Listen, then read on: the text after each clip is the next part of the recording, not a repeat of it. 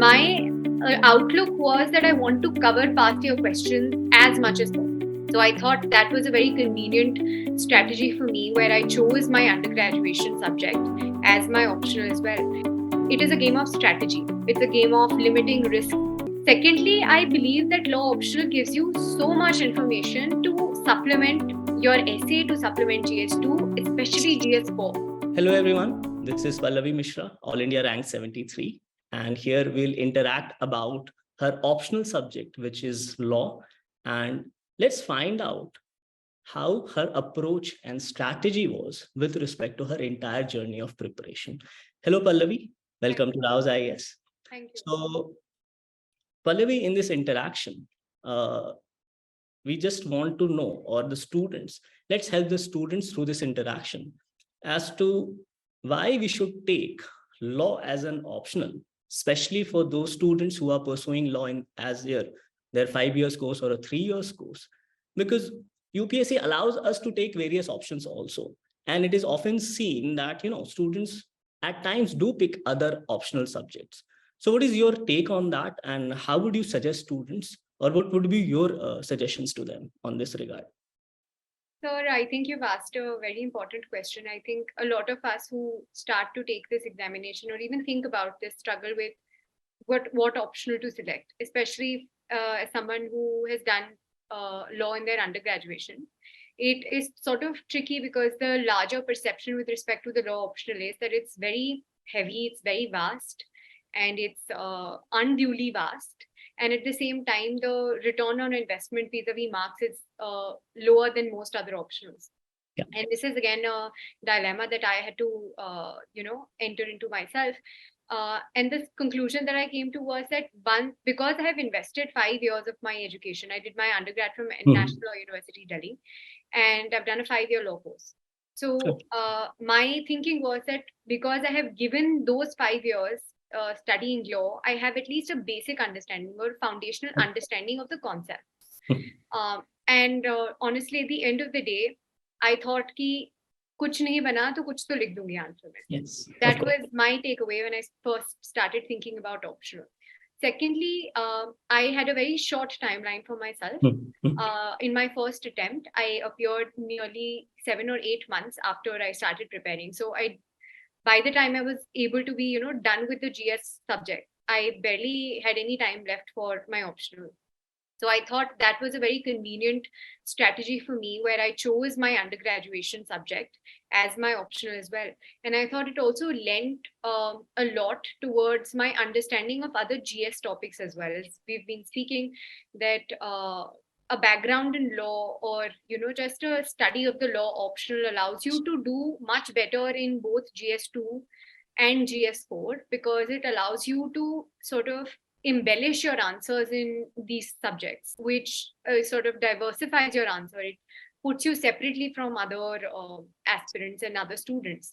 So I think that these were a few points that I considered while picking my optional subject. Okay. So having said that, what should be the strategy for students, especially pursuing law in their undergraduation course, as in how they should approach towards the UPSC syllabus or the UPSC optional paper? What should be their strategy overall with respect to both paper 1 and paper 2? Sir, I think firstly, you need to understand that writing UPSC and the law optional paper specifically is very different from anything you've done in your undergrad. There is a very clear distinction in terms of strategy as well as in terms of content. And that also means that the way that you have to prepare for this exam is distinct from the way that you've been studying in your undergraduation. Where in our 5-year or 3-year law course, we are taught to focus on concepts, we are taught to focus on application. In UPSC, you don't really have a lot of that scope. It's much more concise, and it's much more to the point. It's much more direct than anything that we've done in law school. It was my takeaway. So my strategy when it came to the law optional was to sort of firstly go through the syllabus very quickly and in a very concise fashion. I didn't want to delve into the larger sources too much. So for instance, for constitutional law, for administrative law, for criminal law as well, and for most subjects, I referred to the small compilations we call Dukis. And that became my primary source of reading. Secondly, my strategy was to look over the past 15-year question papers. to understand what is the mindset that the question papers are set with, firstly. And secondly, what are the themes that are being repeated over and over again? And you can find a lot of themes that are repeated every couple of years. And so then it becomes easier for you to sort of also anticipate what area of law the paper might focus on this year. And my third strategy with respect to law optional, third important point that I kept in mind was that firstly, I have to keep my answers contemporary. So I focused on current affairs quite a bit while also preparing for my law optional. And secondly, that a lot of current affairs topics become questions directly in your papers. This year as well, we noticed a couple of questions were based on very recent judgments. So my strategy was to keep my preparation very concise, very short, very question answer oriented, and also quite contemporary. So, yes, you are actually correct. But at the end of the day, don't you think the basic books, which we actually refer back in law school or in the college, is that necessary to go through while preparing your notes? What's your take on that? As in, how should students, understand? Because when we talk about basic books, those are like hefty books. We're talking about D.D. Basu or Malcolm Shaw or Pillai for IPC or Bangia for torts. So what should be the approach there? Because if we compile those, books overall, I'm talking about both paper 1 and paper 2, because we have constitution, international law, administrative law, IPC, and so on, torts, contract. So it at times seems a bit intimidating, like for the students, like, you have to study so much, but the time aspect is a very crucial resource then. So how should a student then manage their time vis-a-vis these lengthy, textbook, or their approach with respect to answer writing? What should be the approach here then? So I think my strategy was that I didn't want to get lost in these books because it's quite easy to do it. They are very heavy. They are very, descriptive. So when you want to create a 250-word answer, these books might not be the best help that you can get. For my understanding was that I want to write a 250 answer, and that's how I want to study also. I don't want to study for the sake of studying. I want to study for the sake of getting marks when it comes to this examination, which is why my primary source of reference was always the keys. Okay. Even when it came to criminal law, I did start referring to Pillai a little bit, but then I realized that the answer that I'm going to write at the end of the day is always going to be covered by the Dukki only. I can learn a lot from Pillai, but my answer is going to be sufficient if I write it just from the Dukki itself. So my strategy then was to, reserve that time that I would have spent studying, say, V.N. Shukla or Pillai for criminal law or Malcolm Shaw for international law. I saved that time by writing more answers. Okay. So your whole approach was more answer oriented, because we have already studied, as in you have already studied those things for the last 5 years in your law school. So that actually helped for you, right? So on that note, how did you approach constitutional law and administrative law particularly in that sense? Because I'm saying this because if you go through the syllabus is quite vast. And on that note, when you talk about notes making, do you think case laws, referring to case laws, is that enough with respect to answer writing, or you have to focus a bit more with respect to citation or any other value enrichment points in your answers? Sir, I think when it comes to constitutional law and administrative law particularly, that is part A of paper. Part A, it is quite vast, as you said, and it's very jurisprudential in its approach as well and its outlook as well. So I think limiting yourself to case laws might not be the best strategy here, and that was also my takeaway. On the point of note making, I would say that I don't think I'd be of the most help because I didn't have time to make notes, so I didn't necessarily make notes myself. But I would suggest that anybody who wants to start making notes or who wants to start, approaching these subjects, they should first look at past year papers. As I said, that you don't necessarily have the best information from your 3 or 5 year undergrad when it comes to this examination. So the best approach would be to go and look back at the past 15-year question papers to sort of analyze the kind of questions that they are asking. And once you do that, you understand that these questions are not necessarily based Constitution, but more on the meaning behind the Constitution and the jurisprudential aspect to the Constitution itself. The underlying aspect. Underlying aspect, exactly. And that also sort of has links to your GS2 preparation and your GS4 preparation as well. So I think once you look at it, look at the questions, you understand that this is not a simple case law based answer. The question which I saw seems general, but obviously it had to be answered in certain specific manner, like a question on substantial equality, what UPSC have started asking, right? So then tell me this, how do you then separate your answer for law optional, especially in constitutional law, with respect to GS2 vis-a-vis polity and governance? So what is that, that thin or thick line of difference? Because that is also students should think about, because there's answers in GS2 should not look like a law answer, especially the students from law optional. So what's your take on this particular aspect? I paid special attention to the fact that your GS2 answers have to be slightly different from law optional. They don't have to be too different. I don't think that there is necessarily a bar on writing case laws. Yeah. Ultimately, it's the demand of the question. The demand of the question in GS2 papers as well. But in a law optional paper specifically, I think your approach has to be like that of a lawyer.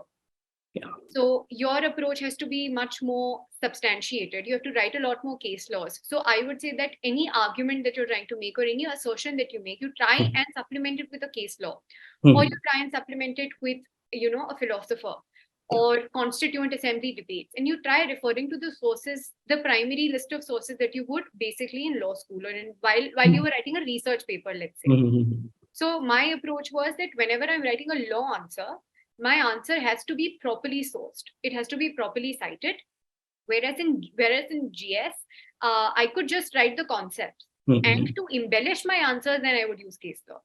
Obviously, in GS, those case laws becomes a value addition point then. Exactly. So that's a definite help, taking law optional in GS2 particularly. Right. It was a great help to me. Yeah. So from constitutional law, there's another paper in paper 1, which is international law, which is also very vast. And there is no specific legislation as such. We study that international law is a decentralized lawmaking process. But certain parts of it, like customs or treaties or even laws of the seas, at times they are a bit analytical, bit technical, and also very vast. So what's your take on approaching international law, and also your strategy? How did you manage international law vis-a-vis the way UPSC has asked questions in the past few years? Sir, I think my strategy when it came to international law was firstly to complete the syllabus as thoroughly as possible. Because international law syllabus is not something that you can find concisely in one place, unlike all the other subjects. So you have to put a lot of back-end research into it. You have to Google a lot of things. And it is one subject which we can say it's not our domestic subject. It's not our own, not one of our own legislation. So the whole approach changes while studying international law. Your approach changes. It has to be much more research-oriented. It has to be much more contemporary. Because if you were to analyze a little bit of the international law papers, you would realize there are two types of questions they'll ask. One is, again, a sort of jurisprudential aspect or question that they might put to you. And the second is something that is much more contemporary. Let's say, for instance, about terrorism, about human rights and how they are affected by terrorism, and all of these contemporary issues that we're dealing with on a daily basis. So when it came to international law, my first priority was to go over the syllabus as thoroughly as possible. Secondly, it was to sort of make very concise answer type format notes for myself when it came to the topics that I couldn't find in any other place. For instance, when you read about TRIPS, when you read about WTO, or when you're reading about, let's say, terrorism, as I mentioned, you have to research a lot. And that can become very confusing for you. So my strategy was to make notes in an answer format. That I think really cut down on my preparation time and my revision time as well. And thirdly, in international law, when it came to the jurisprudential type of questions, I sort of made model answers for myself on the basis of past year questions. So a lot of the themes that, as I mentioned, are repeated over and over again, you can prepare them already. Right. So yes, international law is vast. And also the fact that the first question from section B is compulsory and in paper 1, and it is where some of the diverse topics of international law also becomes important. Now, having talked about paper 1, coming to paper 2, first thing, it's a lot of subjects in paper 2, right? And three important subjects, of course, like torts, law of contract, and Indian Penal Code. So apart from these three, there are various legislations as well. So how was your approach as such with respect to each of these specific three papers and also then the legislations? Sir, my whole approach with respect to paper two was to reduce risk as much as possible. It was a hedging strategy. And I realized that if you have an option to pick one question from part A and part B, criminal law and torts gives me a safer bet of sort of, firstly, completing my syllabus. And secondly, having questions that you can actually anticipate that might come in the question paper. So my strategy was to do criminal law and torts very, very well. Okay. So that any question that's asked in part A, I would be able to attempt. Because part B becomes sort of very volatile and dynamic. You can't really expect what's going to come there. So first point of my strategy was to do crim law and tort very, very well. And secondly, when it comes to mercantile law, my strategy was to rely on statutes very heavily. So whenever I would read contracts, I would read contracts very well. I would read the Indian Contract Act very well. And then I would refer to Dukki for a few case laws. You referred more to the legislations, like the bare text of, say, IPC or the contract. Right. What about in torts? For torts, I refer to Bangia. It is perhaps the only book that we read in law school that I read for this examination. But I found Bangia to be sufficiently descriptive but concise at the same time. So my, again, approach when it came to torts was to look at past year questions, understand the kind of questions that they're asking me, and make a list of cases that I might put under every separate question that they might ask me, every different topic. Okay. Talking about the contemporary legal developments, which becomes another important aspect of GS paper 2. So how was your approach and what should be the strategy for students as well in this particular aspect? So for contemporary, again, my first point of action was statutes. I would go and read the statutes of the topics that are mentioned in the syllabus. If it were environmental law, I would go read the statute of different environmental statutes. Or if it were IPR, I would go read that statute. If it were competition law also, I would go and read the statute itself, because then you have a base understanding of what it is all about. Then my second point of reference was, if it is something, as vast and as often asked as environmental law, then I would refer to the Dukki. Apart from that, I would try to find small primers on the internet. So for instance, for IPR, there is a very well-made Nishit Desai primer on IPR. That is the only source material that I refer to, and I supplemented that with statutes. Similarly, for competition law, there is another primer by Nishit Desai. That is the one that I refer to. Okay, nice. One more thing, don't you think some aspects of international law, for example, the aspects related to WTO, aspects related to international environment law and IPR and all those things, those also in certain way help in your, contemporary legal developments? What's your take on this? I completely agree, sir. Because when you think about environmental law, you're not limiting yourself to domestic. Yes, exactly. Law. It's expanded. Its scope also includes international environmental law. So once you're doing both of these topics, and also then I would say your GS3 paper also comes into play here. Yes, yes, certain part of GS3, of course. Exactly. There also you're going to study the same subjects. So I would say just your mindset has to be slightly different when you're sort of revising the same subjects for a different paper. But apart from that, a lot of the source material is going to remain the same. So as you said, for international law and environmental law, I would refer to the same Dukki. Okay, that's nice.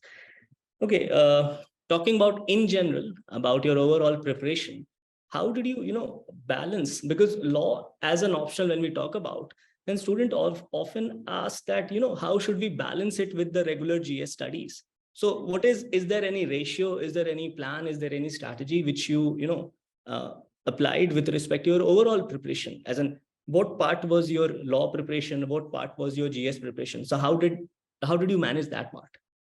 So in my first attempt, I hadn't started studying for law before I cleared prelims. So my entire preparation was limited to that 3 months. And that's when I realized this is not sustainable. You can't do it. So once I missed my first mains by a margin of a couple of marks, in my second attempt, I didn't have a lot of time before the prelims. I had a 2-month gap. There again, I couldn't spend a lot of time on law optional. But during the 3 months in my second attempt between prelims and mains, I was after prelims. After prelims. Yeah. I was very consistent when it came to law optional. So I would divide my day into 3 parts. In the first 2 parts, I would study for GS, and in my third part of the day, every day I would study law optional. Because the one thing that I realized was that you have to constantly keep in touch with those subjects, with those issues, with those questions, and that mindset. So my approach was to not leave either of those at the back end, to do them simultaneously every day. So for 6 hours, I would do 6 or 8 hours, I would do GS. And then 3 to 4 hours, I would do my law optional studies. And on a weekly basis, I would set targets for myself. So week 1, I would complete constitutional law, write a test. Week 2, I would do administrative law, look at past year question papers, answer past year questions, and then write a test. This way, by the time, the final exam came around, I wasn't out of touch with either GS or law. And I think that really helped me. How much you think is answer writing an important part of preparation, and what should be your advice to the students, especially taking law as an optional subject? So I think the most important thing you can do for mains is to write as many answers as possible. When it came to law optional, I didn't necessarily want to rely just on test series, because I did join a test series. I joined the de facto test series, and it was pretty good. But my outlook was that I want to cover past year questions as much as possible. So in subjects that I would think I would benefit more from past year question papers, I would sit down and I would spend 4 to 5 hours just solving past year questions rather than sitting for a 3-hour timeline and writing a test. Because you're doing that already for GS subjects. Yeah. So you are in a habit of writing very fast. You are in a habit of completing 3-hour question papers. You are already in a habit of that because of your GS optional. So I myself personally wrote only 2 or 3 law optional tests, but I solved a lot of questions. And I think that really helped me. Okay. That's so nice of you to tell students that answer writing is an important part, not only for optional, but also for GS, because at the end of the day, you will be qualifying based on those marks which you get. Absolutely. Right. And I think it's much more important for somebody who's choosing law optional to understand that you are not going to score as much as the math optional. Yes. Yes. You won't get 390. The most you will get is around 285, 290 or 300 if you're very, very, very well prepared. But I would say that then your attitude or your outlook should be, how do I increase my GS marks? Yes. To complement my optional preparation. So having said that, yes, it's a general conception that we don't get much marks in law as compared to some of the science papers, but it's not that you do not get marks. You do get selected. You're the best example. So here, what is your advice to students in that sense with respect to, law as an optional, where you get comparatively lesser marks, and also law as an optional, which is very vast? Sir, I would say firstly, when it comes to marks, I think it's very short-sighted to look at just 1 paper or 2 paper when it comes to mains. You have to write 9 papers. 2 of them are qualifying, but 7 papers contribute to your total mains score. So I would say that choose something that you're comfortable with, that you are interested in, something that you have a background in, as law was the case for me. Secondly, I believe that law optional gives you so much information to supplement your essay, to supplement GS2, especially GS4, because a lot of the jurisprudential background that you've prepared for law lends a lot of weightage to GS4 preparation as well. So I think that instead of just viewing optional as this, zero-sum game when it comes to marks, you need to view it as a holistic part of your overall mains strategy. That's what I also sort of did. I knew that GS2 could be a strength for me and GS4 could be a strength for me. So I paid special attention to those subjects and I scored more greater than average in those 2 areas. And I think that only lent to my main score being 820. So I think that my strategy again was to not just focus on 1 paper or 2 papers, because after my first attempt, I realized 1 paper isn't going to make you and 1 paper isn't going to break you either. You have to do consistently. It's a comprehensive, it's a total game. Exactly. The game of many papers, not just 1 or 2 papers. Exactly. You're writing 7 papers. It's a lot of papers. Complement and you can make up for it anywhere you want. Okay. So we have talked about a lot of aspects with respect to mains answer writing.